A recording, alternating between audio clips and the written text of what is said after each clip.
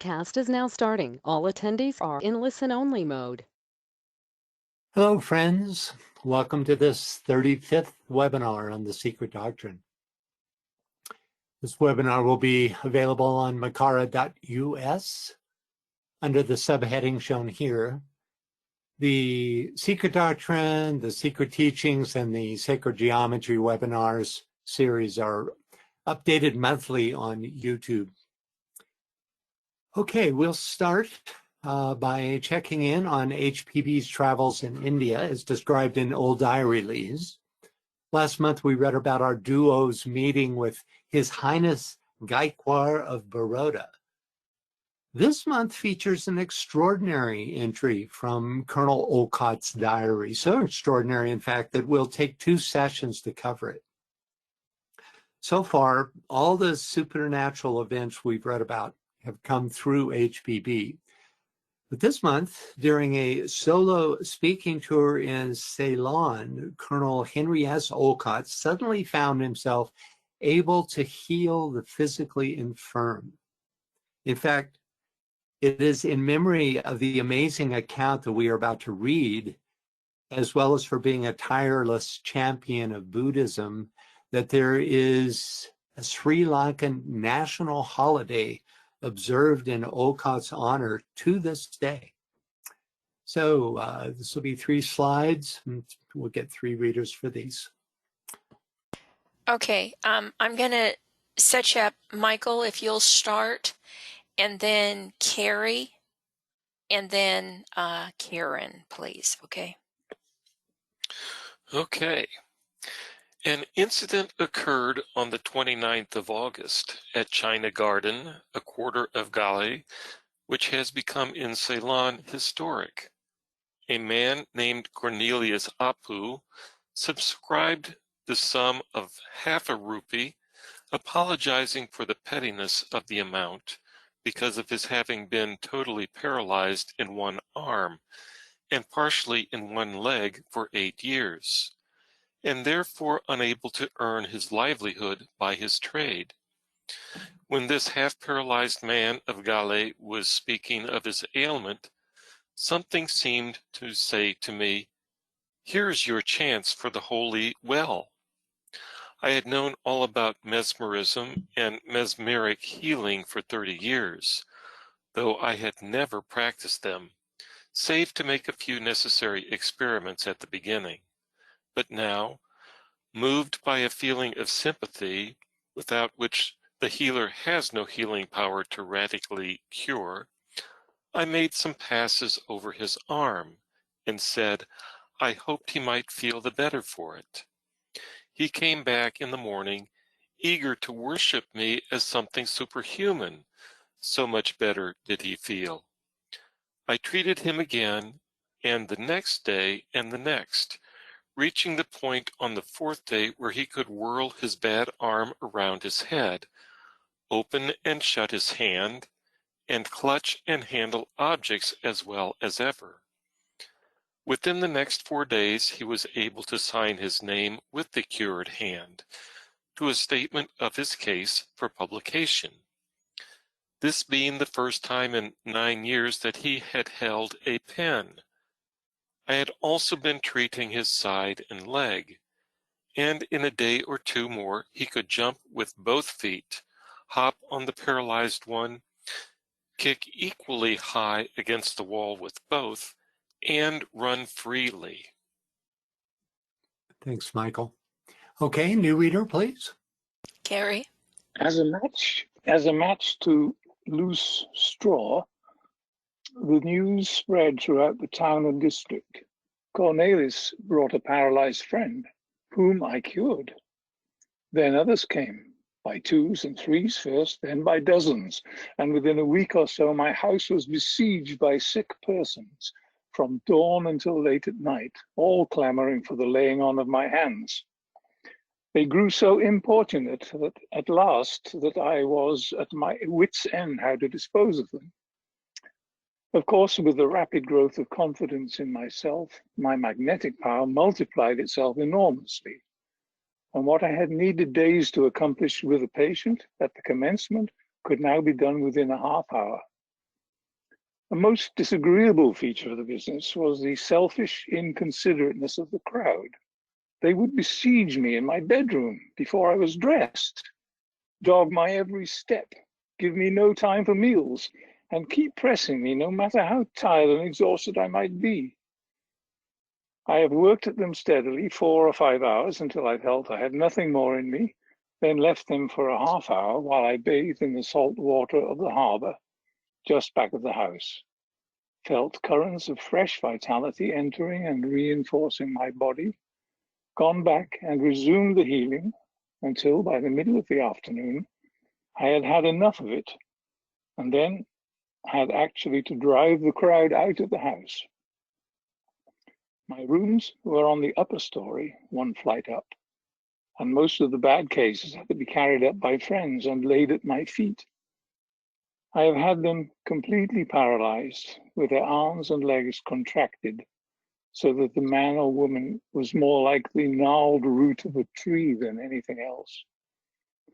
And it happened sometimes that after 1 or 2 treatments of a half hour each, I made those people straighten out their limbs and walk about. Thank you, Carrie. And now for Karen G. You're self-muted, please. There you go. I see that the first patient that Cornelius brought me after he was cured had the thumb and fingers of his right hand clenched with paralysis so that they were as stiff as wood. They had been so for 2.5 years. Within 5 minutes, the hand was restored to its flexibility. The next day he returned with his hand all right, but the toes of his right foot constricted. I took him into my room and made him as good as new within a quarter of an hour. This sort of thing went on even at the country villages on the routes through the southern province. I would reach my stopping place in my traveling cart and find patients waiting for me on the verandas, the lawns, and in all sorts of conveyances. An old woman afflicted with a paralyzed tongue was cured. The bent elbow, wrist, and fingers of a little boy were freed. A woman deformed by inflammatory rheumatism was made whole. And at Sandravella, a beggar woman with a bent back of 8 years standing gave me a quarter rupee, about I don't know what that means, for the fund. When I knew what she suffered from, I cured her spine and made her walk erect. Thank you, Karen. So I thought about this after, reading it, and my theory is that the healing force suddenly available to Olcott possibly came through the masters that they were in continual contact with, but always through HPB. It's an astonishing, it's astonishing turn of events in the diaries. Okay, let's see. We are in the middle of the commentary on verse 5, stanza 4. And I'd like to reread this verse. The Oiaohu, which is 5, darkness, the boundless, or the no number, Adinidana Svabhavat. 1, the Adisanat, the number, for he is 1. 2, the voice of the Lord Svabhavat, the numbers, for he is 1 and 9. 3, the formless, square. And these 3 enclosed within the circle are the sacred 4, and the 10 are the Arupa universe. Then come the suns, the 7 fighters, the 1, the 8th left out, and his breath, which is the light maker. So this is certainly one, if not the major verse in this stanza 4.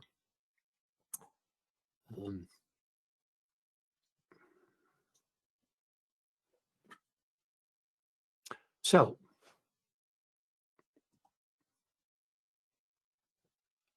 last month we took a look at an old commentary in the form of an allegory about the creation of our solar system.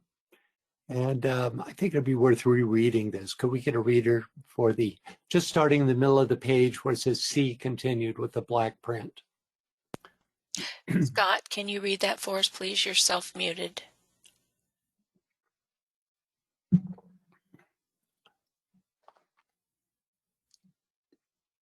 I don't see him unmuting himself, so let's go. Trudy, can you read that for us, please?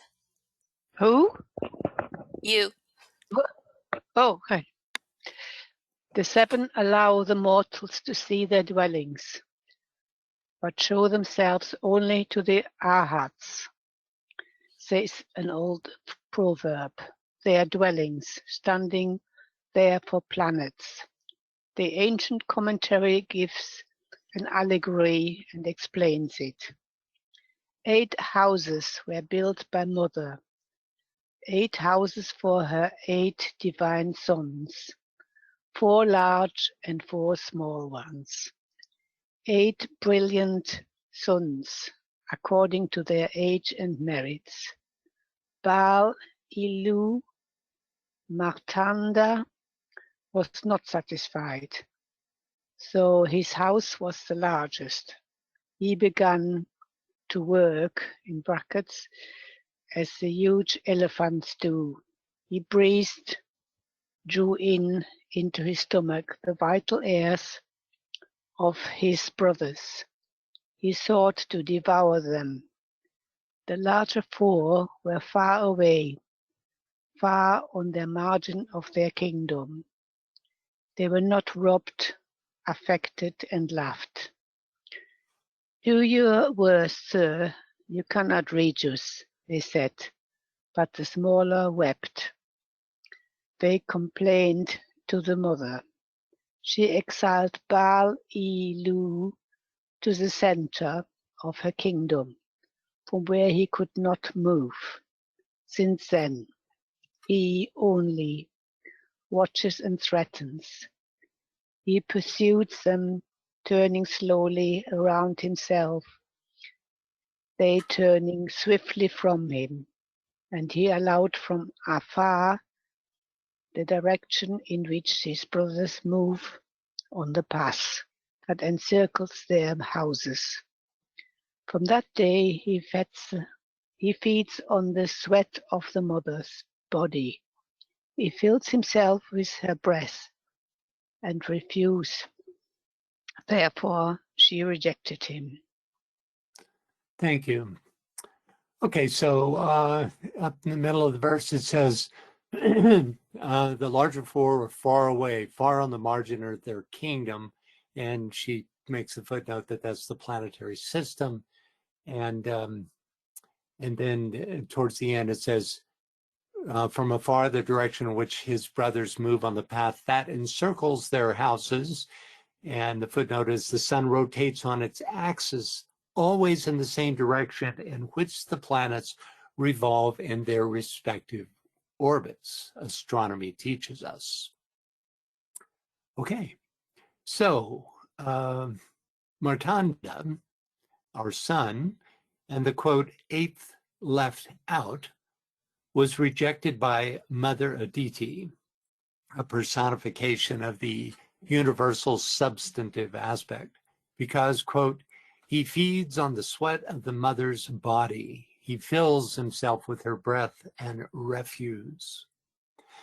But the pejorative insinuation may be a blind, for this breath, we find out a bit later, is the breath of the universal soul. Initially, I thought that Aditi's rejection of Martanda was a metaphor for the separation of taking on differentiated substance, her quote, refuse, which moves him from her homogeneous state into physical manifestation. And it was just like a metaphor for that rejection. But since Aditi accepts the other 7 planets, this is not entirely satisfactory. The Theosophical Glossary tells us that this rejection arose, quote, for certain cosmic reasons of destiny, pretty vague, and that, quote, our sun is represented in an ancient allegory as being placed in the center of his kingdom, hence rejected. Though I don't really see being put in the very center of things as much of a rejection. So there's clearly a hidden mystery here, right? But there is light shed on this down the line. I see a hand. Yes, Carrie's got his hand up. Go ahead, Carrie. You're self-muted there. Francis, I wonder what you make of the second line in this quotation. 8 brilliant sons, according to their age and merits. I wonder what she means by age and merits. Well, of course, the planets incarnate and reincarnate these schemes according to past existences, right? There was a previous solar system, and we're told later in HPB that some of these planets were a part of that solar system, though not all of them. So that would, be according to their age and merits. And, the radical teaching here is that the sun is really just the elder brother of 7 planets, and that their essential selves are of the same nature. And so that's why it's described as 8 brilliant suns, right? There's other teachings that, Jupiter was actually supposed to become a sun. And I think for karmic purposes connected with the solar system, did not. So. And then, thank you. And then the larger 4 and the smaller 4. So the smaller 4 are Mercury, Venus, Mars, and us. And that's what I was wondering, because the Earth is never mentioned, but that is the 4th. Yeah. Okay. Yeah, that's the 4th. It's this. She gets into a description or explanation of sorts of this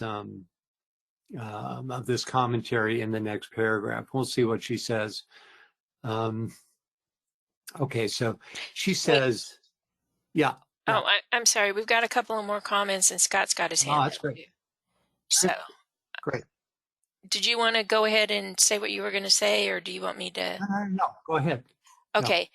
No. Anne Veronica says the 8th sphere came in mind, and a black hole. Okay. I don't think that's what's meant here. Is in terms of the 8th planet, the 8th left out. It's, that's an enticing thought. But she says in her next paragraph that this really is the sun, our sun, the 8th left out. And then Scott, you're self-muted, so go ahead.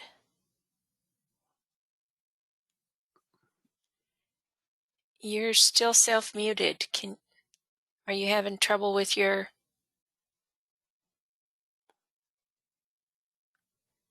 Okay, your microphone icon should be green, and if it's not, it's you need to click on it. It's up towards the top of that sidebar, and if that's not it, you need to go to your sound. There. He's good. You're good. Go ahead. It was the green microphone I didn't have on. Oh. Okay. I think it's interesting here that you have 8 spheres, 4 large and 4 small. If we assume that the sun was brought in from some further out orbit, that leaves 3 large, which doesn't tally with Jupiter, Saturn, Uranus, and Neptune. That's 5 large. Right. And for the 4 small, I don't think the Earth would be included, or maybe not even Mars. It may be just sacred planets that we're talking about here, in which case it would be Vulcan, Mercury, Venus, and perhaps the planet that was in the asteroid belt, some unknown one. Well, that's an interesting thought. I think we're talking about sacred planets here to begin with. It could be. Yeah, that's There's absolutely no explanation along those lines. I think that's just as viable for sure, you know. And Neptune's been mentioned sort of as an aside, I think, by DK, sort of suggesting he's sort of an interloper in the solar system. That's true. Yeah. And she Which gets would, into this unknown planet, you know, because remember this was written in ancient times when, you know, there was no awareness of the far outer planets at all. So she addresses that coming up, but she never does deal with the, you know, the four inner planets and just what they might be. But you know, I like your idea. Yeah, I think it's just as viable. It's almost like the exoteric four, isn't it? yeah. Yeah, if we just deal with the sacred planets, it would be Vulcan, Mercury, Venus, and, well, you know, is the planet that was broken up to become the asteroid belt, was that a sacred planet? Well, I don't know. If you have four large outer ones, I think, I don't know. There's mysteries here, as the Tibetan says. There's, what, 100 important bodies in the solar system? We're talking about 7 or 8 right. or 9. Yeah. So. Yeah. Also, there's, you know, there's, in terms of Vulcan, which is, you know, at least prevalent theories that it's only etheric, and that this, see, you know, because she literally is breaking planets up, stealing from their composition, there's some question as to whether it's, you know, if this is etheric physical, if it's all the bodies, you know, just what is involved here, you know, in this process. Well, we're assuming that she's talking about physical planets, and maybe she's not at all. Well, exactly. That's my point. Yeah, we don't really know. You know, because certainly the etheric substance could be vampirized just as easily as physical, you know, maybe more easily, actually. Okay. Anybody else? Francis, I just wanted to say that, you know, the her breath may be the creation of the 8 suns, and the refuse that the sun also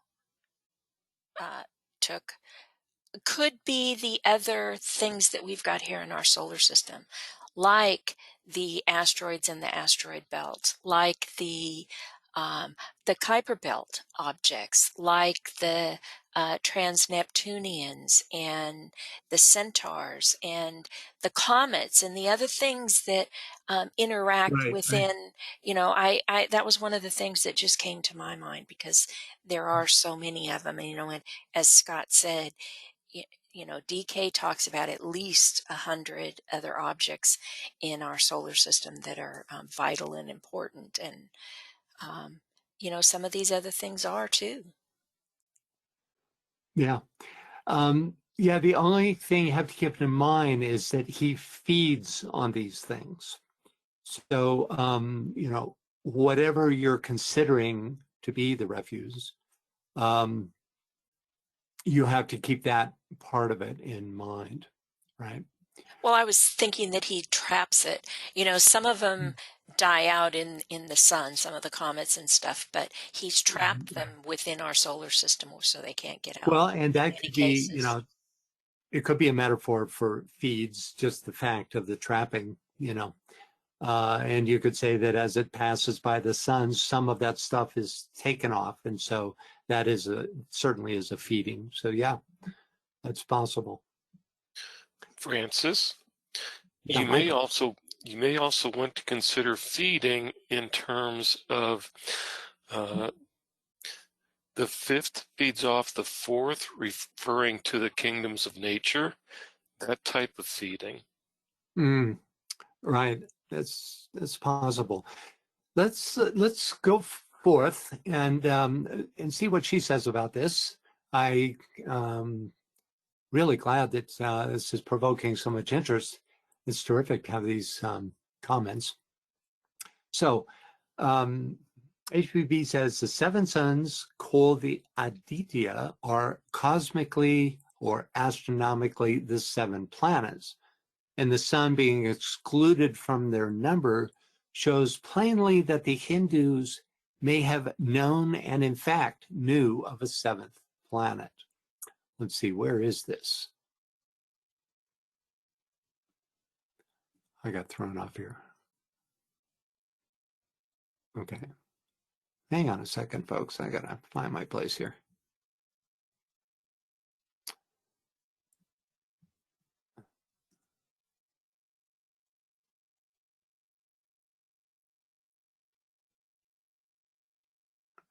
Sorry.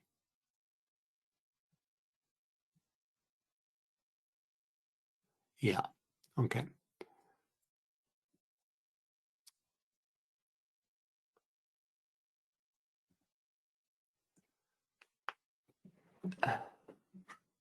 Okay, so anyway,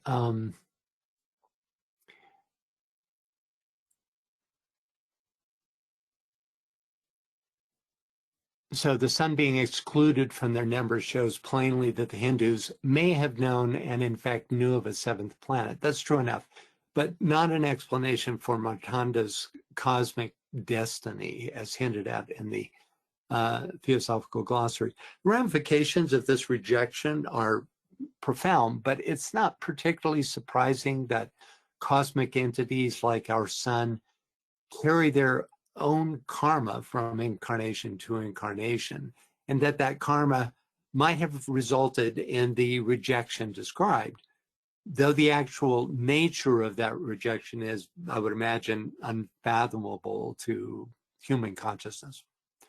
This allegory also tells us that Martanda, quote, drew into his stomach the vital airs of his brothers.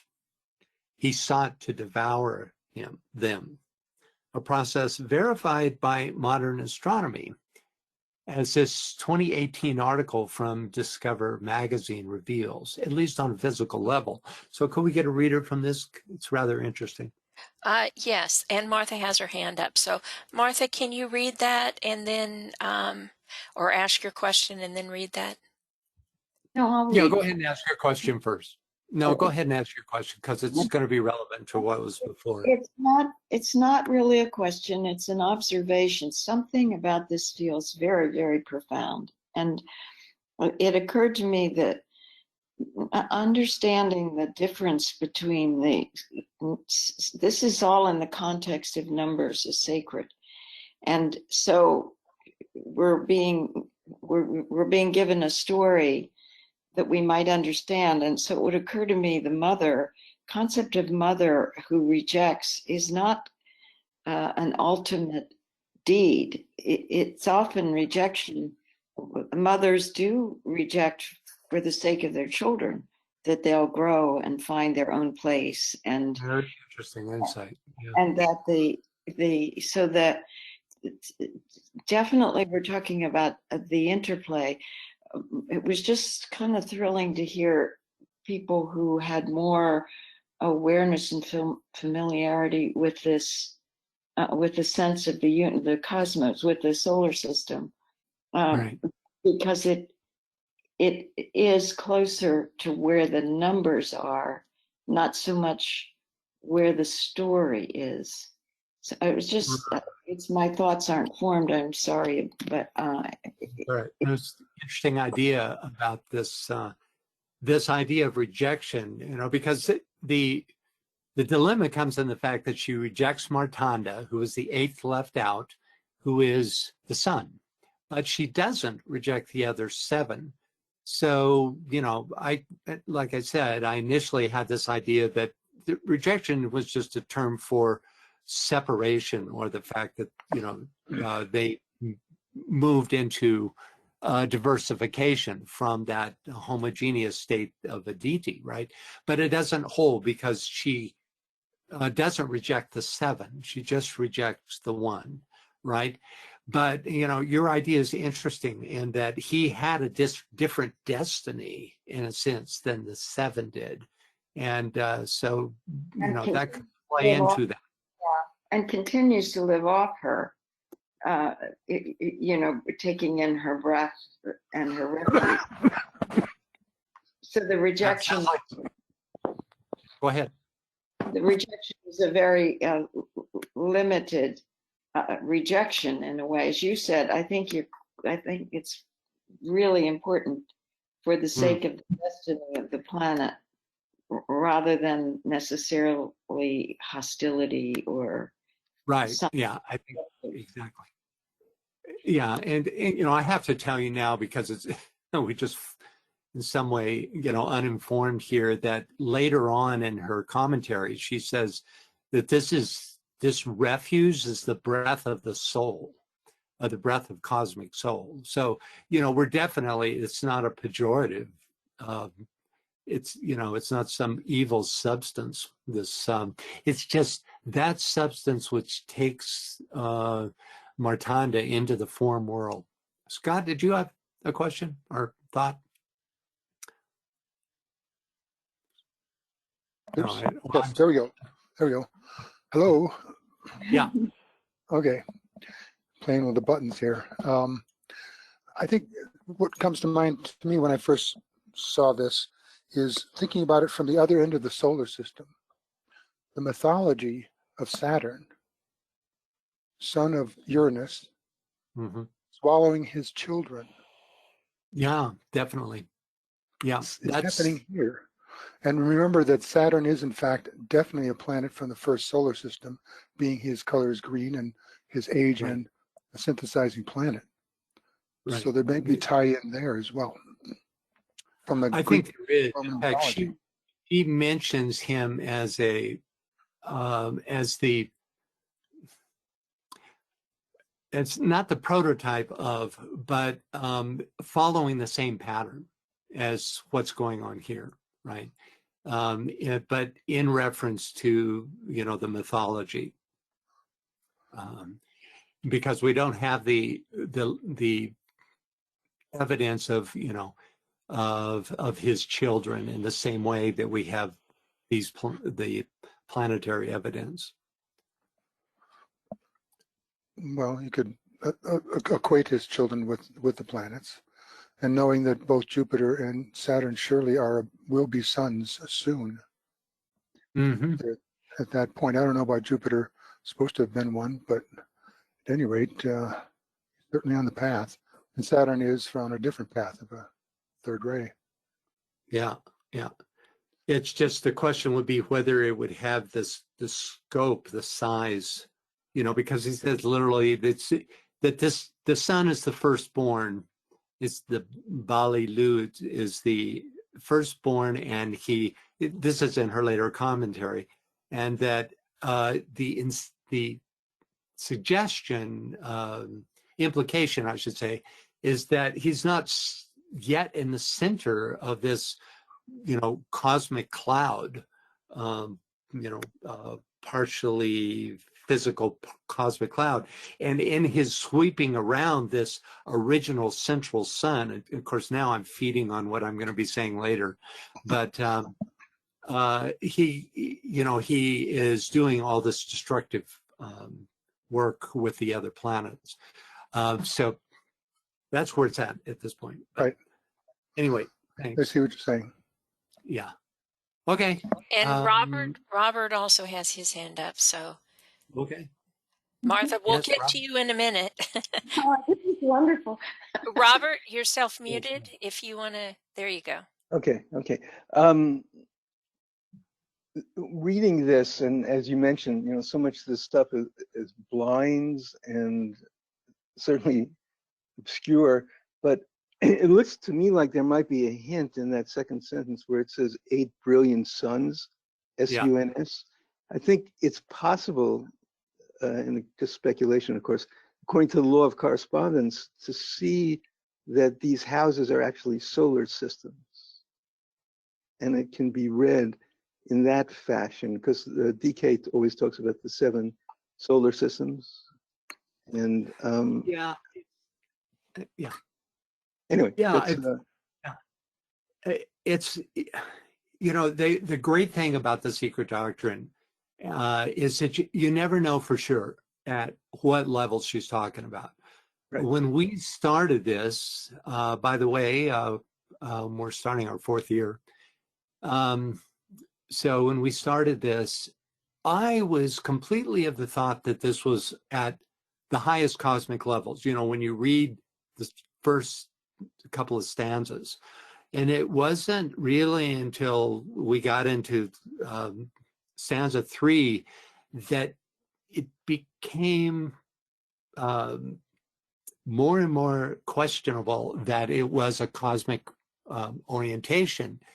And since then, there seem to be verses that are very, very specifically systemic, and other verses that can be taken on many levels, right?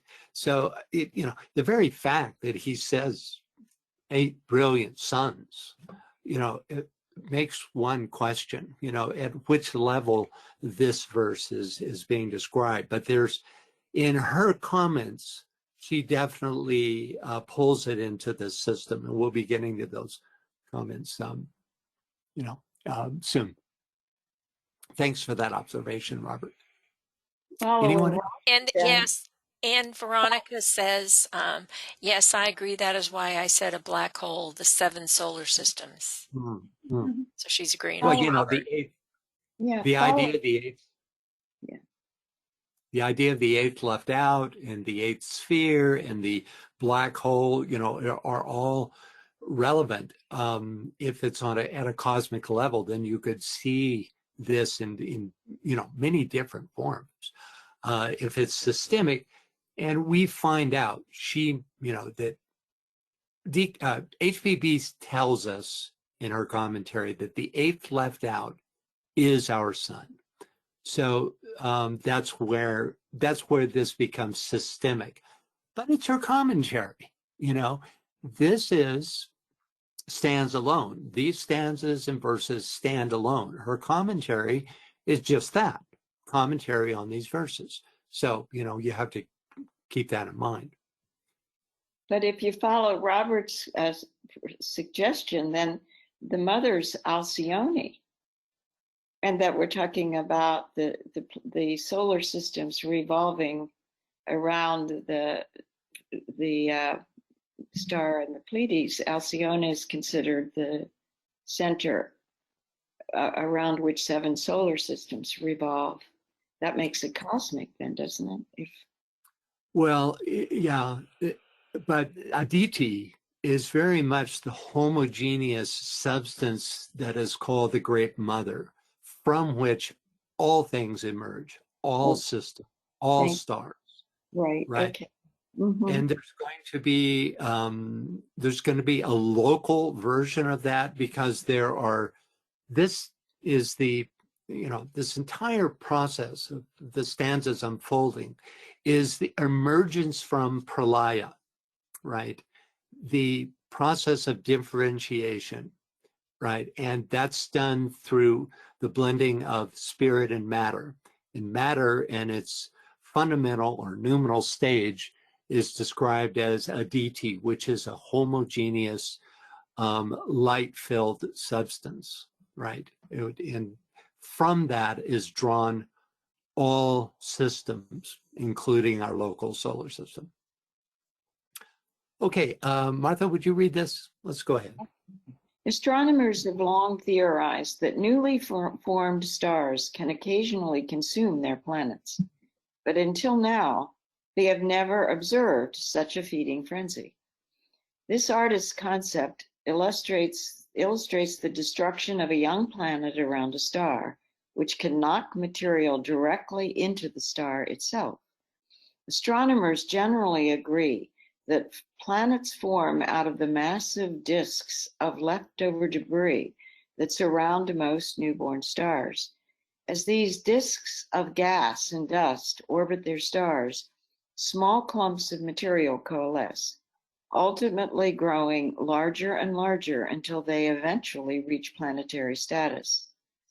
However, not all planets make it that far. Sometimes 2 nation planets catastrophically collide, and stars apparently do not mourn their dead. In a study published July 18th in the Astronomical Journal, a team of researchers announced that they may have, for the first time ever, witnessed a star feeding on the leftover remains of one such planetary collisions.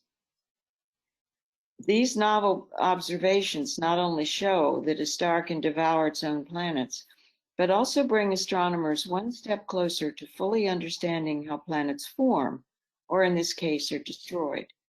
Quote, computer simulations have long predicted that planets can fall into a young star, but we have never before observed that, said lead author Hans Moritz Günther, a researcher at MIT's Kavli Institute for Astrophysics and Space Research in a press release.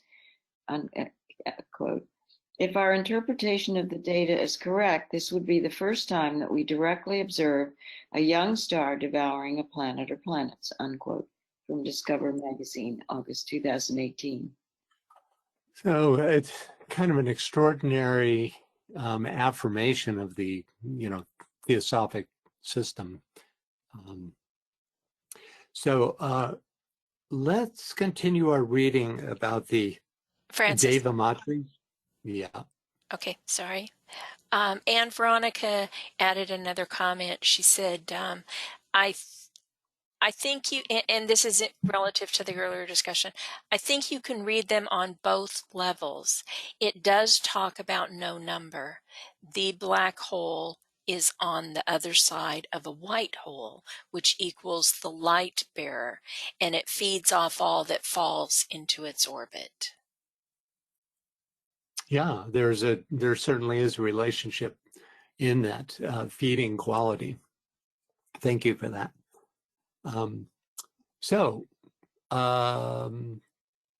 Perhaps Anne Veronica could read this this paragraph, and we're going to just gradually start to get to an understanding of HPB's point of view on this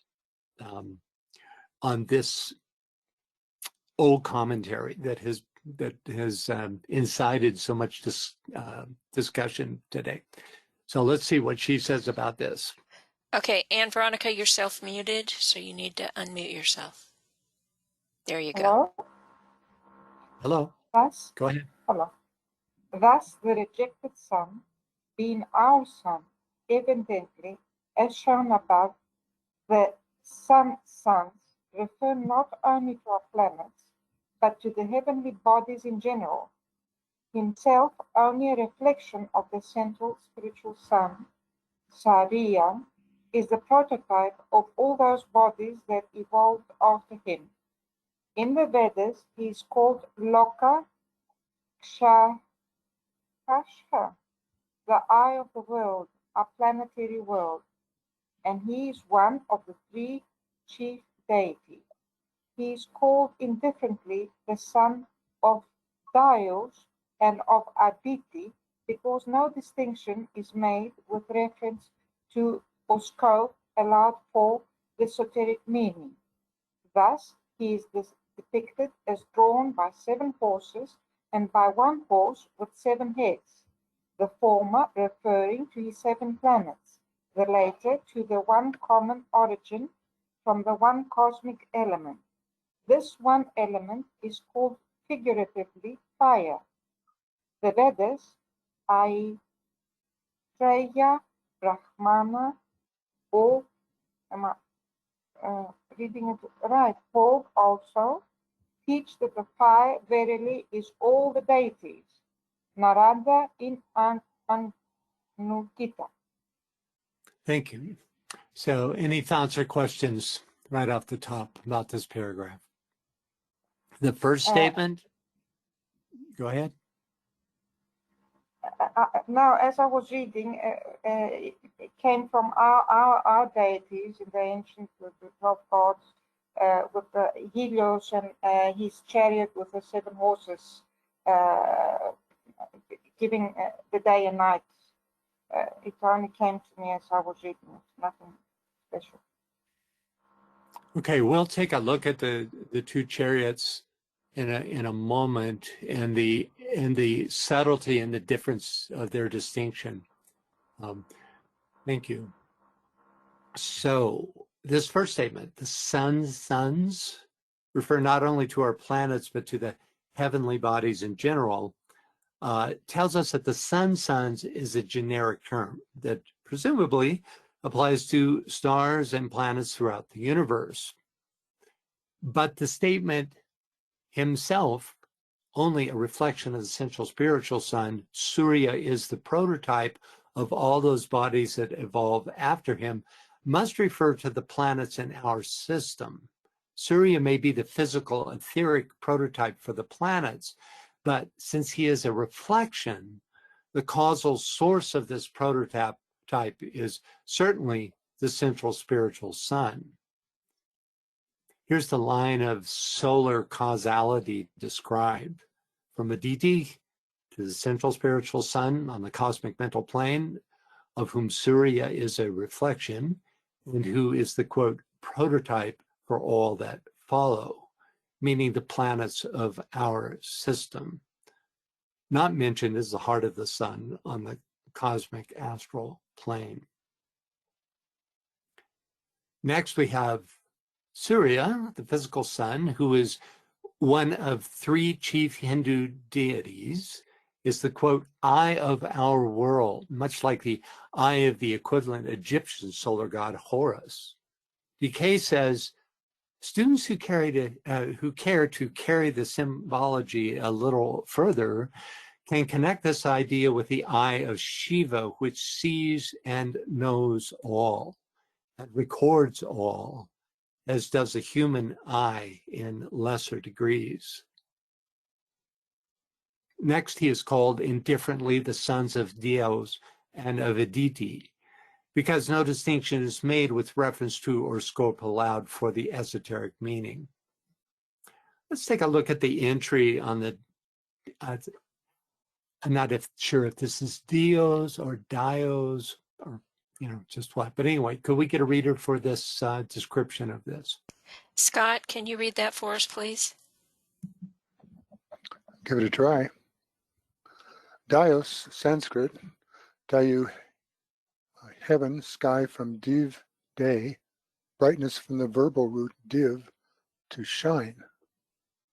Heaven, sky. In the Vedas, the sky was regarded as descending in three divisions, named from below upwards, Avama, Madhyama, and Uttama, or Traitya. What is that?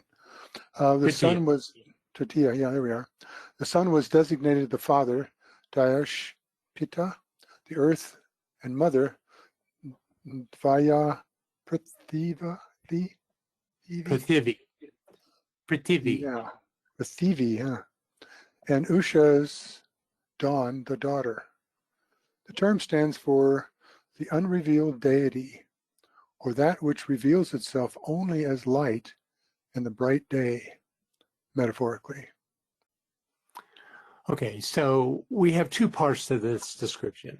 First, the threefold heaven, the Avama, Madhyama, and Uttama, which is also called Tritiya, and the deity that reveals itself through the light of that heaven, a high source, but itself born of Aditi, suggesting that the sons of Aditi are more primary than those born from the Dios.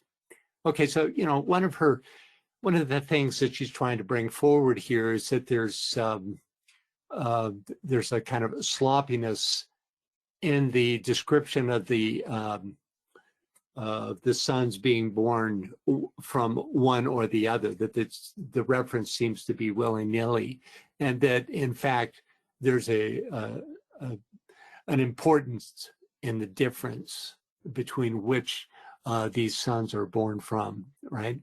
And then she goes on to say that one is depicted by as being drawn by 7 horses, the other with a horse with 7 heads, suggesting that this too represents you could say a difference in scale or in scope or in the level of hierarchical evolution, right?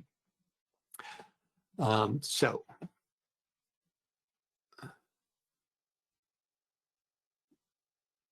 next, thus he is depicted as drawn by 7 horses and by 1 horse with 7 heads, the former referring to his 7 planets, the latter to their one common origin from the one cosmic element. Here are the 2 versions described in the text.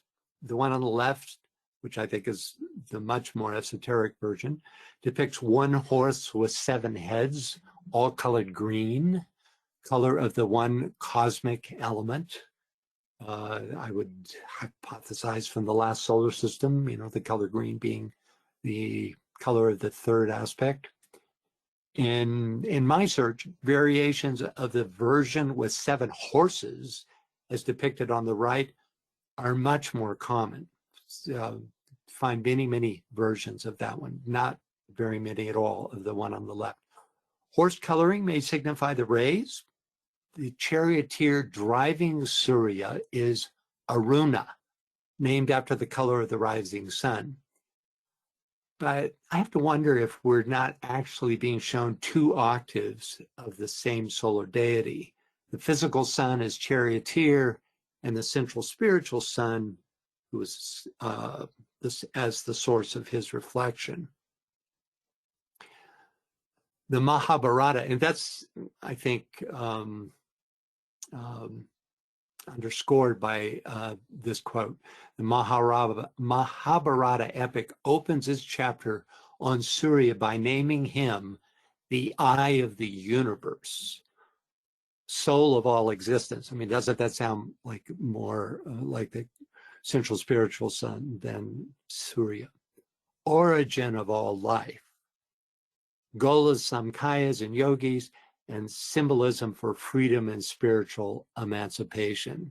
So the last 2 can be very local, but when you're talking about the eye of the universe, soul of all existence, it seems to me origin of all life, you're looking at the central spiritual sun.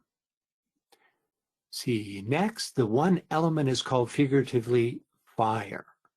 The Vedas, Ayatreya Brahmana, teach that the fire verily is all the deities, Narada and Anugita. This fire is the primal one and causal source of deity. In the entry, verse 5, in Transactions of the Blavatsky Lodge, HPB says, fire is the invisible deity, the Father, and the manifesting light is God, the Son, and also the Sun, S-U-N. Fire, in the occult sense, is ether, and ether is born of motion, and motion is the eternal, dark, invisible fire. Any thoughts or questions about this statement? To better understand, I rearranged HPB's sentence in order of causality, and in so doing, discovered that there are actually 2 levels of fire represented. First, the dark and visible fire, which is, she says, motion. And second, etheric fire, which is born of motion. So from causal to manifested, the rearranged sentence reads, motion is the invisible deity, the Father, which is the eternally dark, invisible fire. Born of motion is fire, which is ether, the manifesting light, God the Son, and also the Son. So any thoughts or questions on this? And, profound statement from the Transactions. So finally we have Narada, the source of the Anugita teaching that states fire verily is all the deities. So Narada was one of India's greatest rishis. He was a Brahmaputra, or son of Brahma. Okay, any thoughts or questions thus far on this paragraph? It's amazing what she can pack in one short paragraph. Okay, up next, could we get a reader for this? Yes. Lynn, can you read that for us, please? The meaning of the allegory is plain, for we have both the Dzyan commentary and modern science to explain it, though the two differ in more than one particular. The occult doctrine rejects the hypothesis born out of the nebular theory that the 7 great planets have evolved from the sun's central mass. Not of this our visible sun, at any rate. The first condensation of cosmic matter, of course, took place about a central nucleus, its parent sun.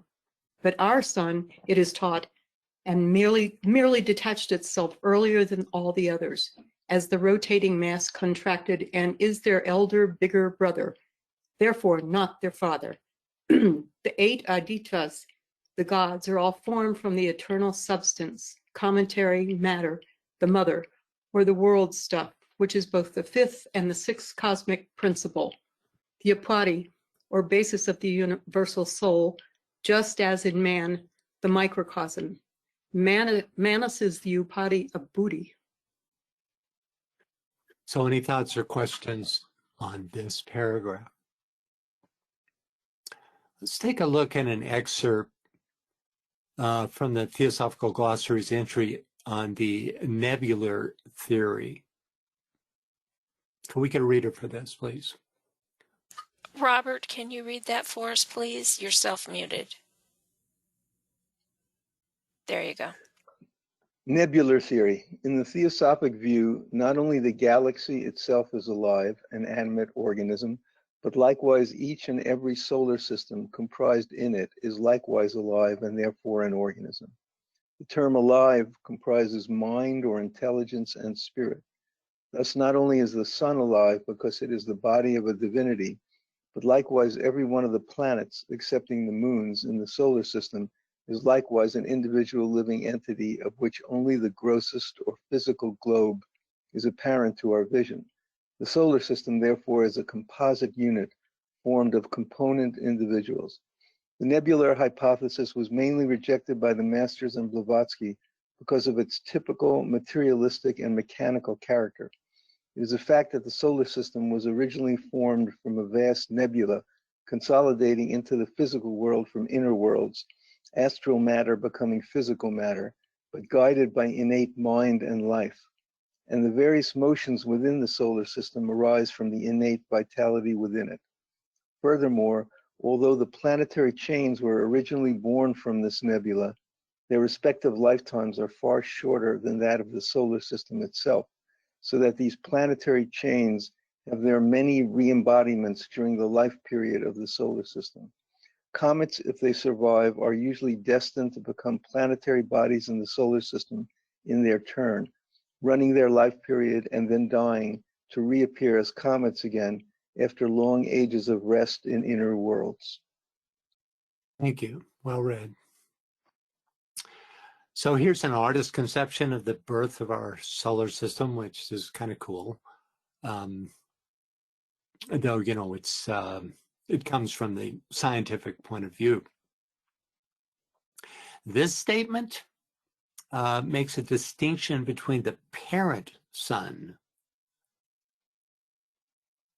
source of both our sun and planets, and our sun, suggesting that our sun is not only was the first to detach from this central mass, like if you consider the center of this not as being the sun, but the parent sun of the entire solar system, but also that it itself rotated around the parent sun, that our sun rotated around the parent sun until it was, quote, banished to the center of the solar system for seeking to devour its brothers.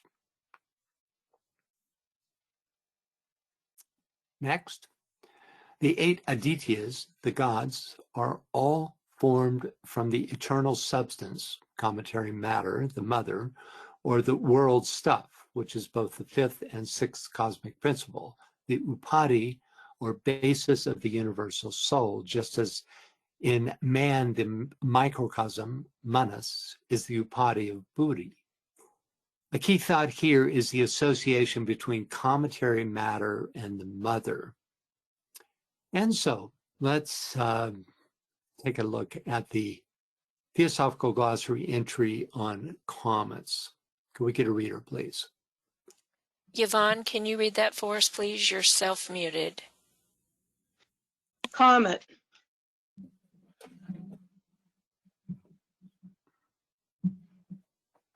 Oop, she dropped out. Yeah, we heard you there for a minute, and then you muted yourself again. There you go. Okay. All right. Comet. From the Greek comet, long-haired, alluding to the cometary tail, a stage in the formation of globes from the primordial world stuff, following the state known as the cosmic curds and preceding the formation of suns and planets. What does science know of comets, their genesis, growth, and ultimate behavior? Nothing.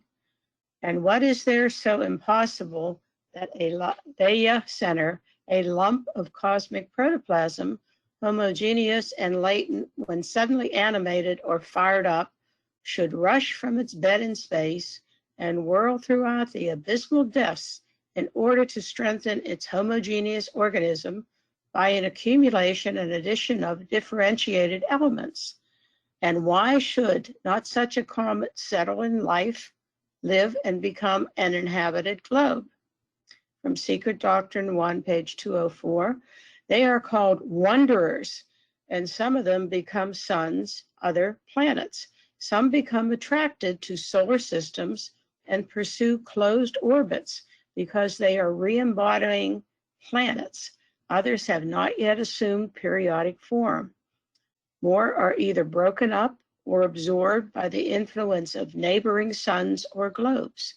The matter of which they are composed, though on the same plane, albeit in its higher portions, as our senses, otherwise they would not be visible to us, is not of the same kind as our terrestrial matter, but they are on their way towards it during their ages of condensation. Thank you. OTG, Oh. I don't know. It's online, Theosophical Glossary. Oh, thank you. Yeah. So any thoughts or questions about this? Since HPV's time, astronomers know a lot more about comets from the scientific point of view, because modern science has been able to determine the composition of comets when they are nowhere near the Earth. I find it hard to believe that comets change, at least completely, into homogeneous substance when they leave the ring pass knot of the solar system and then suddenly differentiate again when they, quote, cross the boundaries of our Earth region.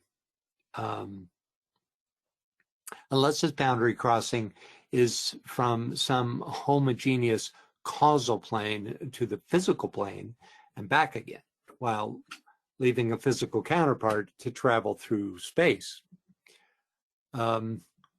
Wait a minute, let's get a reader for this. I think I had a little screw up in my notes. So could we get a reader for this footnote? Lorraine, can you read that? You're self-muted.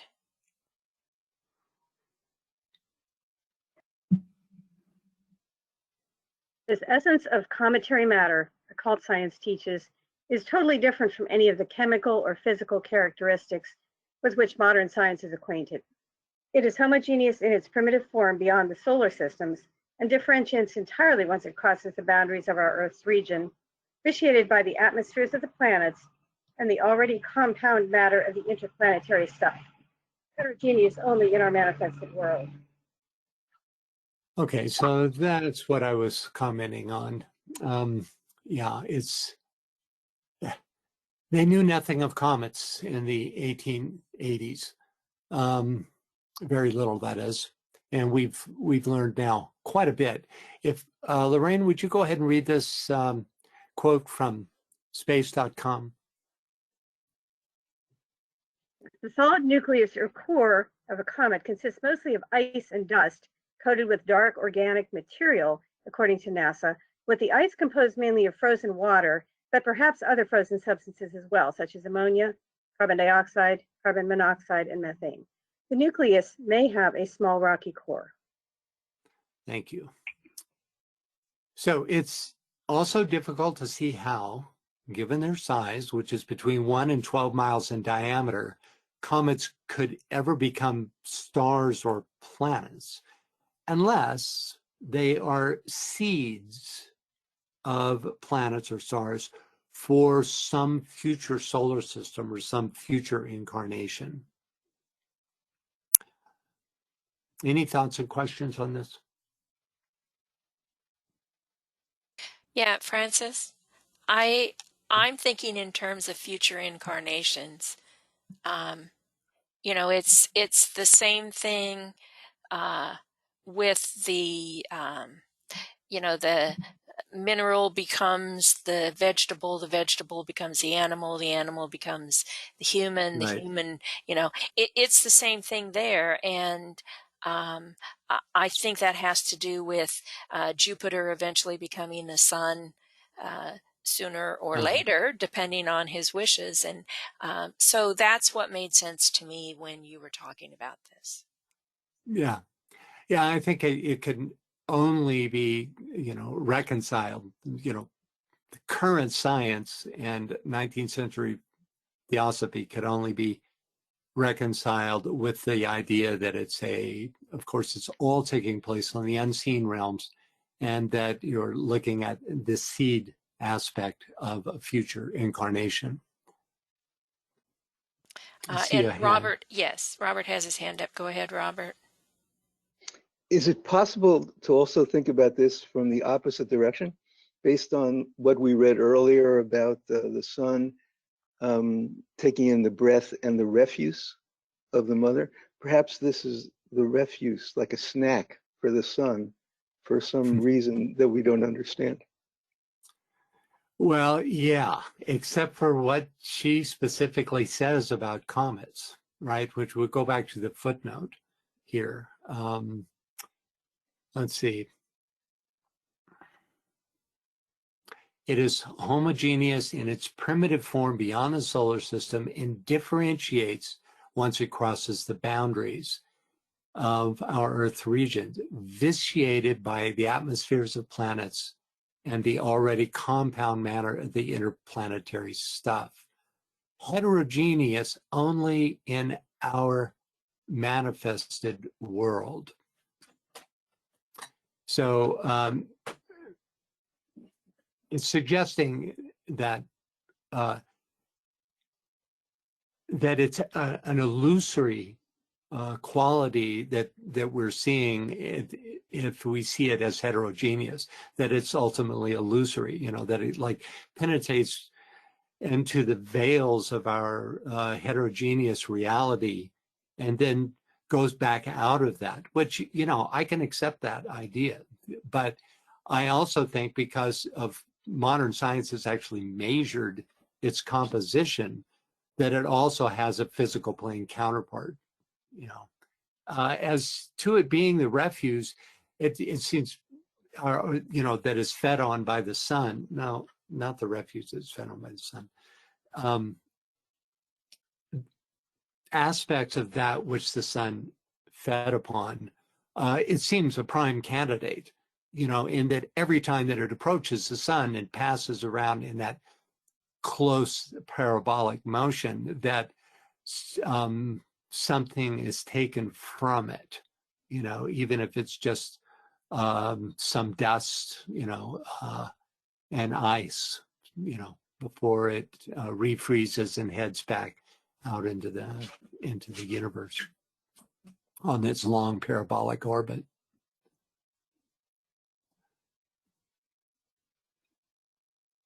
Okay. Anything else on the comets?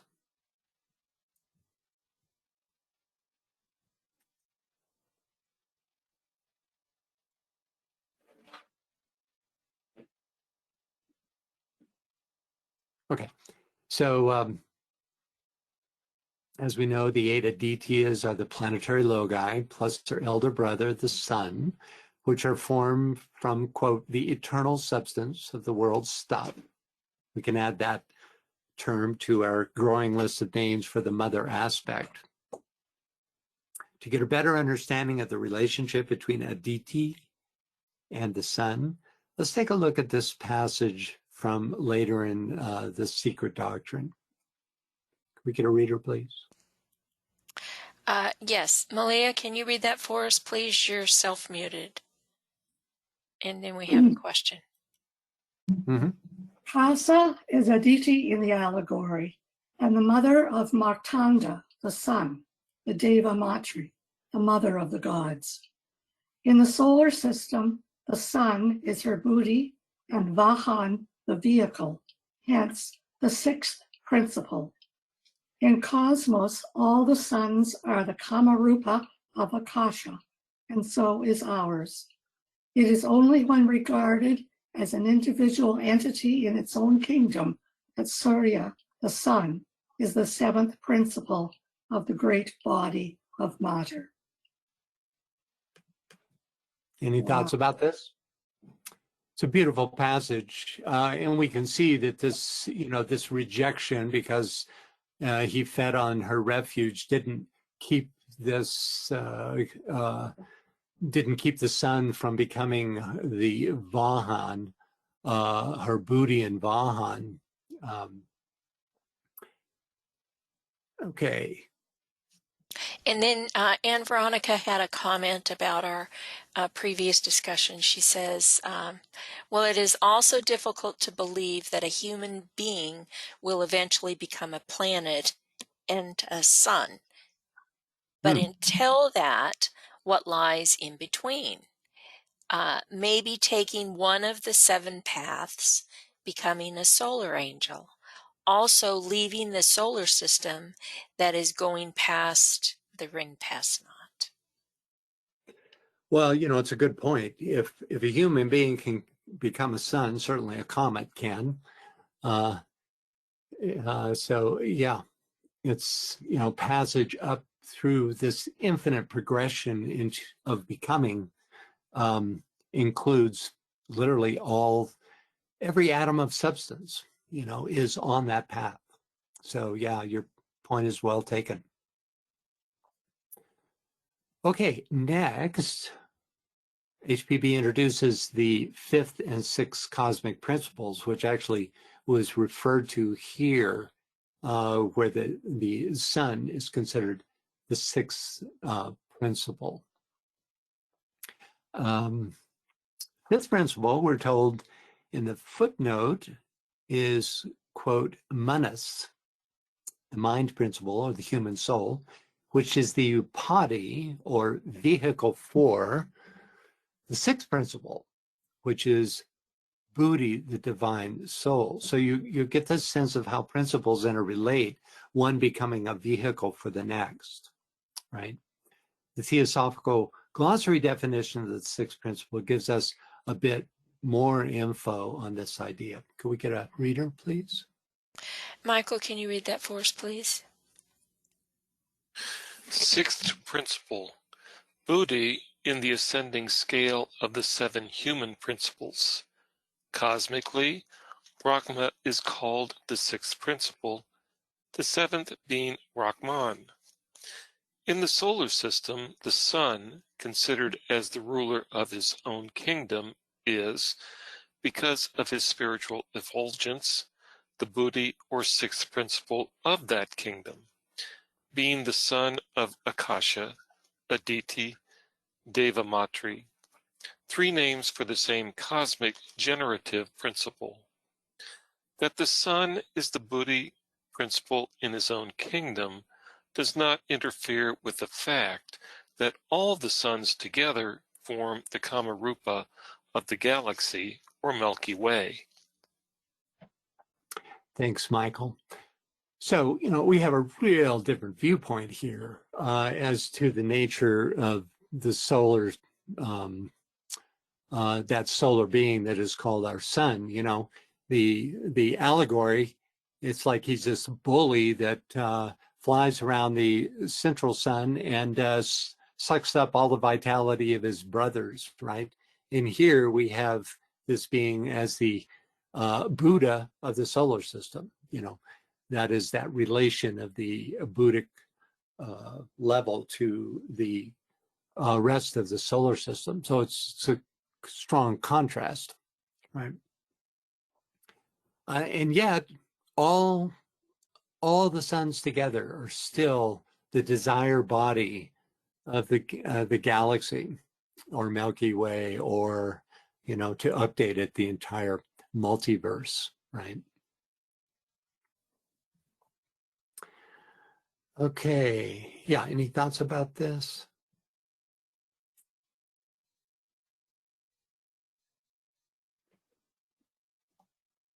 So we can add Akasha to our list of names for the divine, our growing list of names, the divine feminine. We can apply this info on the 6th and 7th principles to our illustration of Surya, with the charioteer representing the 6th and the neuter because synthetic Brahman, the 7th. A more familiar charioteer, that of Krishna, represents the 5th principle, the soul realm, with Arjuna standing for the 4th. Okay, next up is the D section of HPB's commentary, which references the term light maker or Bhaskara. Can we get a reader for this first part of this paragraph? Carrie, can you read that for us, please? There is a whole poem on the pre-genetic battles fought by the growing planets before the final formation of cosmos, thus accounting for the seemingly disturbed position of the systems of several planets. The plane of the satellites of some, of Neptune and Uranus, for instance, of which the ancients knew nothing, it is said, being tilted over, thus giving them an appearance of retrograde motion. These planets are called the warriors, the architects, and are accepted by the Roman Church as the leaders of the heavenly hosts, thus showing the same traditions. Having evolved from cosmic space and before the final formation of the primaries and the annihilation of the planetary nebula, the sun, we are taught, drew into the depths of its mass all the cosmic vitality he could, threatening to engulf his weaker brothers before the law of attraction and repulsion was finally adjusted, after which he began feeding on the mother's refuse and sweat. In other words, on those portions of ether, the breath of the universal soul, of the existence and constitution of which science is as yet absolutely ignorant. Okay, so finally, we're getting a little more light shed on this original allegory. Any thoughts or questions about the first half of this paragraph? There are two meanings ascribed to the term genetic in the Merriam-Webster dictionary. The first is, as you would expect, relating to genes or heredity. The second is relating to origin or arising from a common origin. So if we adopt the second meaning, the term pre-genetic then suggests causal stages of origin, that which precedes Genesis. In this sentence, we again have corroboration of sorts that the ancients knew about these outer planets. For otherwise, why would the old commentary address these planets, quote, disturbed positions? Next, these planets are called the warriors, the architects, and are accepted by the Roman Church as the leaders of the heavenly hosts, thus showing the same traditions. HPB addresses the similarity in tradition among different belief systems of heavenly architects in the second volume of the Secret Doctrine. Could we get a reader for this? Yes, Karen G., can you read that for us, please? In the Norse legends, one recognizes in Asgard the habitat of the gods, as also in the Asses themselves the same mystical Loki and personifications woven into the popular myths, as in our Secret Doctrine. And we find them in the Vedas, the Puranas, the Mazdian scriptures, and the Kabbalah. The Assis of Scandinavia, the rulers of the world which preceded ours, whose name means literally the pillars of the world it supports, are thus identical with the Greek cosmocratores, the 7 workmen or rectors of Pymander, or the 7 rishis and Pitris of India, the 7 Chaldean gods and the 7 evil spirits, the 7 Kabbalistic Sephiroth synthesized by the upper triad, and even the 7 planetary spirits of the Christian mystics. Thank you, Karen. So we see this, this concept of the sevenfold deity exists, all over the globe in all cultures and mystery schools. Right? By the way, we're going to be getting into Norse legends in 2 weeks in Secret Teachings. I find it really fascinating and deeply esoteric mystery school. So might consider that. So next, see, having evolved from cosmic space and before the final formation of the primaries and the annihilation of the planetary nebula, the sun drew into its depth of its masses all the cosmic vitality he could, threatening to engulf his weaker brothers before the law of attraction or repulsion was finally adjusted. Definitely some deeper insight here. The primaries are the 7 planetary logi.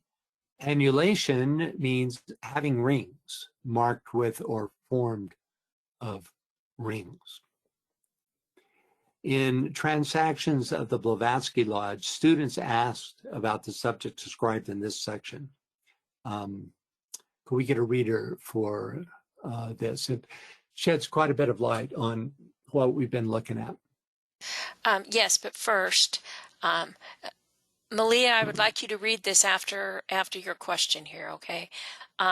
She asks, I am sensing a building up through all of these concepts towards the latest that I know of, concept of Lani Ake. I'm sorry. Let me unmute you here because I probably murdered whatever that was. What is? I think it's pronounced Laniakea. Okay. So you want to address that, Francis, before she reads? I don't know what that is, so Okay. I can't really. Sorry, I will make a point of looking it up. Do you want to describe it? Laniakea, as I understand it, is the composite of all of the universes and cosmic things, and the design that is presented, and I do not remember from whom, but it seems that NASA's involved somehow, is an absolutely beautiful, feathery looking, energetic diagram. Okay, yeah, there's a lot of systems out there, and many of them are follow the same overall lines, but often use their own terminology, and language. Yes, this was something observed from one of the observatories on Hawaii. Oh, really? Oh, okay. Interesting. Okay, so it's a scientific oriented term. I see. Wikipedia. Say it one more time. Yeah, go ahead. I'm sorry. Wikipedia calls it a supercluster. It's Hawaiian for open skies or immense heaven. Okay, so and it sounds to me though. Yeah, go ahead. I'm sorry. It is the home to the Milky Way and approximately 100,000 other nearby galaxies. Oh boy. I'll put it in the chat box for. Interesting. Thank you, BL. Yeah. Where do you So want me to start reading? I'm sorry? Where do you want me to start reading? Oh, up at the top, please. With the Okay. one rejected. You know, this has been the theme for pretty much the entire webinar. This idea of the one rejected son and why, and the results of that rejection. And she shed some light on this. The transactions of Blavatsky Lodge happened after the Secret Doctrine. Students read it and then came to her and asked these questions. And unfortunately, they just go up through stanza 4. This is literally the last verse that's addressed, or well, save one, the last stanza that's addressed. And they provide some useful insights into the subject matter. Okay. So, Question. The one rejected is the sun of our system. Astronomically, is there any explanation of Martanda's rejection? Answer. The sun is older than any of its planets, though younger than the moon. Its rejection means that when bodies or planets began to form, helped by its rays, magnetic radiance, or heat, and especially by its magnetic attraction, it had to be stopped. Otherwise, it would have swallowed all the younger bodies, like as Saturn is fabled to have treated his progeny. Excuse me. This does not mean that all the planets are thrown out from the sun, as modern science teaches, but simply that under the rays of the sun, they acquire their growth. Aditi is the ever-equilibrizing Mother Nature on the purely spiritual and subjective plane. She is the Sakti or Shakti, the female power of potency, of the fecundating spirit, and it is for her to regulate the behavior of the sons born in her bosom. The Vedic allegory is very suggestive. and that's the allegory we've been reading. Yeah, go ahead. Let's finish this and then we'll address them together. Okay, so question, in what respect is the sun an illusion? The electromagnetic knot of our sun is neither tangible nor dimensional, nor even as molecular as the electricity we know. The sun absorbs, psychizes, and vampirizes its subjects within its system. Further than this, it gives out nothing of itself. It is an absurdity, therefore, to say that the solar fires are being consumed and gradually extinguished. The sun has but one distinct function. It gives the impulse of life to all that breathes and lives under its light. The sun is the throbbing heart of the system, each throb being an impulse. But this heart is invisible. No astronomer will ever see it. That which is concealed in this heart and that which we feel and see, its apparent flame and fires, to use a simile, are the nerves governing the muscles of the solar system, and nerves, moreover, outside of the body. This impulse is not mechanical, but a purely spiritual nervous impulse. Thank you. Any thoughts or questions about this? Kind of extraordinary passage. We get definitely in the answer to the first question, we get a lot more info on Martanda's rejection. Rephrasing HPB's answer, we could say that acting in the role of the ever-equilibrizing Mother Nature, Aditi regulated the sun's destruction of his younger brother planets by placing him in the center of the solar system, though you can hardly call that a banishing, you know.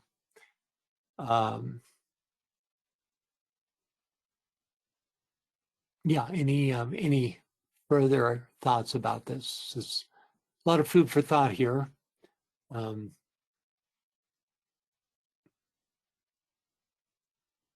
This is an important sentence. She is the Shakti, the female power potency of the fecundating spirit. And it is for her to regulate the behavior of the sons born in her bosom. A little more insight as to why there was this, quote, rejection. Okay. Let's go ahead and finish the paragraph. Well, wait a minute here.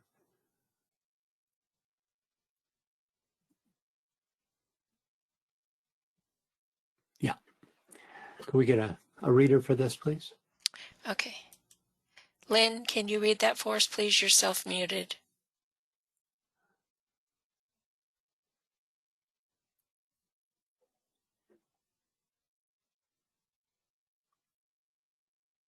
Relation of the Yep, you're there. okay. Start here. And address to the accretions and diminutions rising from nebular substances. And again, that the sun may condense. Wait a minute, hold on. See where it says a theory of this kind? Yes. Right above it. Start. You want me to start over again? Oh, I know what happened. You broke out. I mean, we didn't hear that first part. Okay. It sounded like you started with address. So if you would read it again, please. Okay. A theory of this kind, having been propounded by Sir William Grove, see correlation of the physical forces, and address to the British Association, who theorized that the systems are gradually changing by atmospheric additions or subtractions, or by accretions and diminutions arising from nebular substances. And again, that the sun may condense gaseous matter as it travels in space, and so heat may be produced. The archaic teaching seems scientific enough, even in this age. Mr. William Matthew Williams, suggested that the fused matter or ether, which is the recipient of the heat radiations of the universe, is thereby drawn into the depths of the solar mass, expelling thence the previously condensed and thermally exhausted ether. It becomes compressed and gives up its heat, to be in turn itself driven out in a rarefied and cooled state to absorb a fresh supply of heat, which he supposes to be in this way taken up by the ether and again concentrated and redistributed by the suns of the universe. Okay, so this is one of those somewhat thick passages, and I'm not sure how much it will profit us to dig into mid-19th century theoretical astronomy on a subject that has changed so much since HPB's time. In some ways, astronomy has become even more materialistic since it now discounts the existence of etheric substance altogether. That said, the theory in the last half of this paragraph describing heat exchange through the drawing in and expelling of ether is interesting, and as HPB suggests, in keeping with occult teachings on the subject. In modern times, computer modeling is used to test all planetary creation theories, which has led to 3 popular creation models and a 4th under development since 2005, which takes into account movements of planets detected outside our solar system. Interestingly, none of the current models propose that planets somehow peeled off from the mass of the sun, a belief held by many astronomers during the 19th and 20th centuries, but never held by theosophists. Nonetheless, the fatal flaw in all the current theories is, as it has always been, that they are all purely mechanistic, materialistic hypotheses, omitting any consideration of spiritual beings as drivers or agents, or even of the possible existence of substance more tenuous than those thus far detected. The 2 footnotes from this paragraph cite further scientific publications from HPB's time. Next up, can we get a reader, please? Robert, can you read that for us, please? This is about as close an approximation to the occult teachings as science ever imagined. For occultism explains it by the dead breath given back by Martanda and his feeding on the sweat and refuse of Mother Space. What could affect Neptune, Saturn, and Jupiter but little would have killed such comparatively small houses as Mercury, Venus, and Mars. As Uranus was not known before the end of the 18th century, the name of the fourth planet mentioned in the allegory must remain to us so far a mystery. So the approximation HPB is alluding to is a comparison between Matthew Williams' theory wherein the, quote, diffused matter or ether, which is the recipient of the heat radiations of the universe, is thereby drawn into the depths of the solar mass, on the one hand, and the allegory's reference to feeding on the sweat of its mother. Also, Williams' theory wherein the sun expels the previously condensed and thermally exhausted ether, with that of the allegory wherein the dead breath is given back by Martanda. Next up, can we get a reader? Yes, Trudy, can you read that for us, please? The breath of all the seven is said to be Bhaskara, in brackets light making, because they, the planets, were all comets and suns in their origin. They evolve into manvantaric life from primeval chaos, now the numinous of irrevocable nebula, by aggregation and accumulation of the primary differentiation of the eternal matter, according to the beautiful expression in the commentary. Thus the sons of light clothed themselves in the fabric of darkness. They are called allegorically the heavenly snails, an account of their, to us, formless intelligences, inhabiting unseen their starry and planetary homes, and so to speak, carry them as the snails do along with themselves in their revolution. Answer questions about this passage? This might be a good time to take a look at the relationship between breath and light.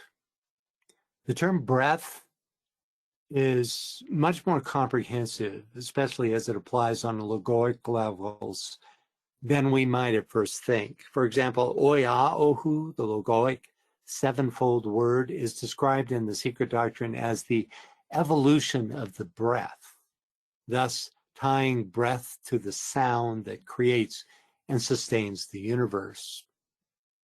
In the words of the Theosophical Glossary, the divine breath incubates the waters of space, and worlds are produced.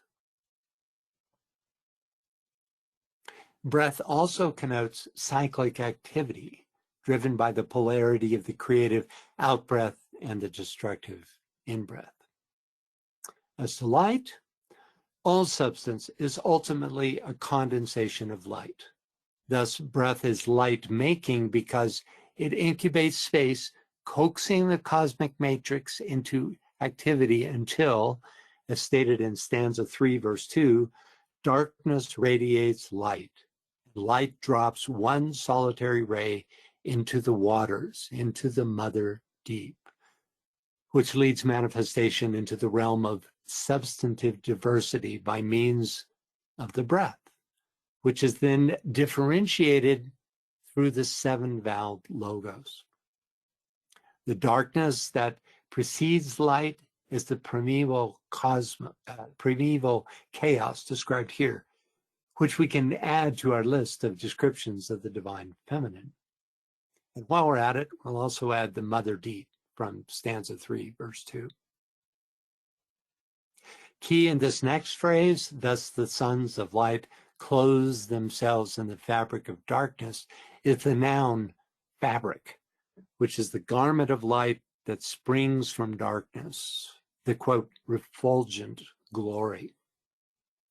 This phrase about the to us formless intelligences relates to an earlier phrase in the commentary. The seven allow the mortals to see their dwellings, but show themselves only to the arhats. So the fabric of light would be these dwellings, which are the planets themselves. Any thoughts or questions? Okay. Next up, and this will be our last paragraph for the day. Can we get a reader for this? Scott, can you read that for us, please? We're starting with the doctrine of a common origin. That's it. Good. The doctrine of a common origin for all the heavenly bodies and planets was, as we see, inculcated by the archaic astronomers before Kepler, Newton, Leibniz, Kant, Herschel, and Laplace. Heat, the breath, attraction, and repulsion, the three great factors of motion, are the conditions under which all the members of all this primitive family are born, developed, and die, to be reborn after a night of Brahma, during which eternal matter relapses periodically into its primary undifferentiated state. The most attenuated gases can give no idea of its nature to the modern physicist.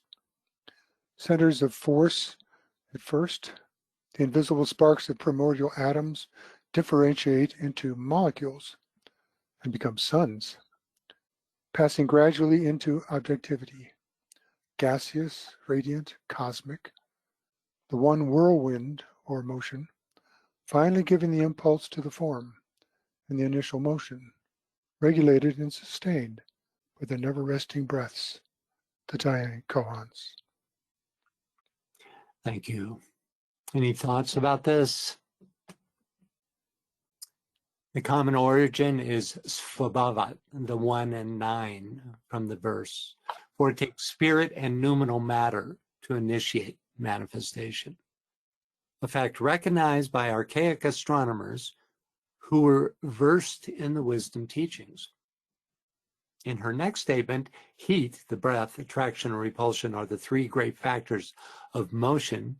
HPP equates heat with the breath because both are active, life-giving, and life-sustaining emanations.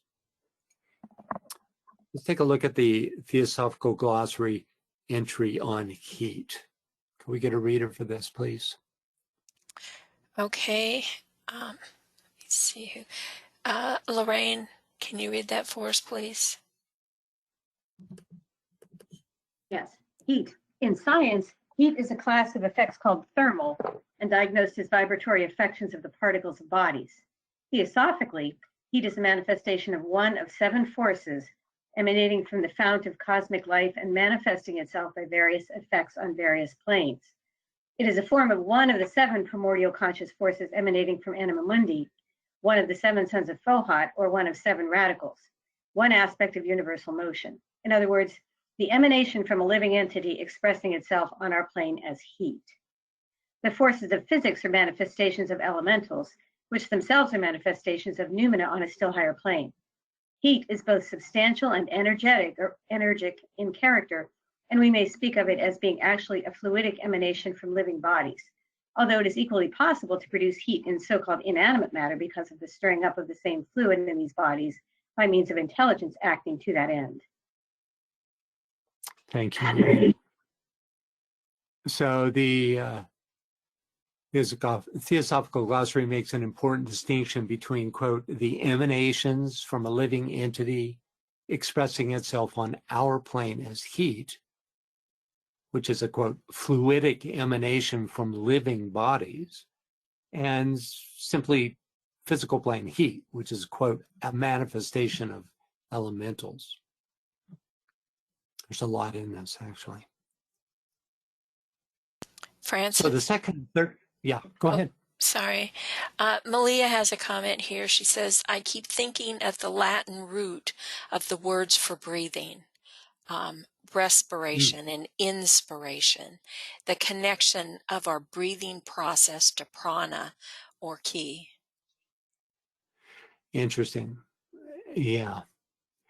Yeah, that idea of to respire or inspire or aspire, all qualities of taking in, right?